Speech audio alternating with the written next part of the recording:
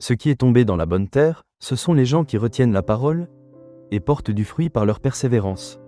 Heureux ceux qui ont entendu la parole, dans un cœur bon et généreux, qui la retiennent et portent du fruit par leur persévérance. Alléluia. Évangile de Jésus-Christ selon saint Luc. En ce temps-là, comme une grande foule se rassemblait, et que de chaque ville on venait vers Jésus, il dit dans une parabole. Le semeur sortit pour semer la semence, et comme il semait, il en tomba au bord du chemin. Les passants la piétinèrent, et les oiseaux du ciel mangèrent tout. Il en tomba aussi dans les pierres, elle poussa et elle sécha parce qu'elle n'avait pas d'humidité. Il en tomba aussi au milieu des ronces, et les ronces, en poussant avec elle, l'étouffèrent.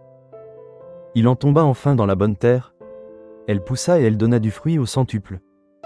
Disant cela, il éleva la voix.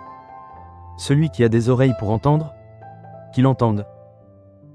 Ses disciples lui demandaient ce que signifiait cette parabole. Il leur déclara. À vous il est donné de connaître les mystères du royaume de Dieu, mais les autres n'ont que les paraboles. Ainsi, comme il est écrit, ils regardent sans regarder, ils entendent sans comprendre. Voici ce que signifie la parabole. La semence, c'est la parole de Dieu. Il y a ceux qui sont au bord du chemin.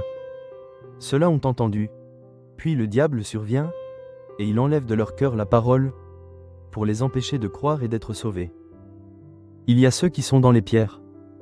Lorsqu'ils entendent, ils accueillent la parole avec joie.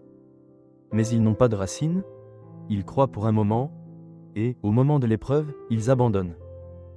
Ce qui est tombé dans les ronces, ce sont les gens qui ont entendu, mais qui sont étouffés, chemin faisant, par les soucis, la richesse, et les plaisirs de la vie, et ne parviennent pas à maturité.